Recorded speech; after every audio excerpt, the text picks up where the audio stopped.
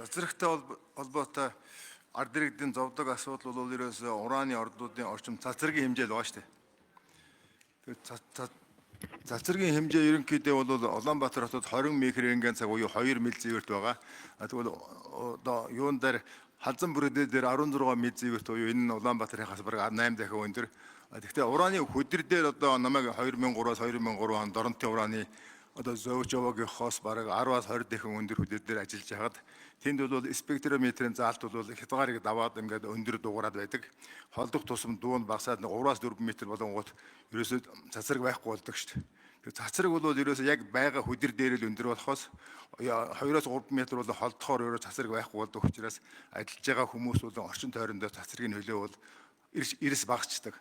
Тийм учраас Монгол дээр бол ураантай цацраг идэвхтэй цэгүүд хэдэн зуугаараа хаасаагүй байдаг учраас энэ талаар бол ер нь ойлголт бол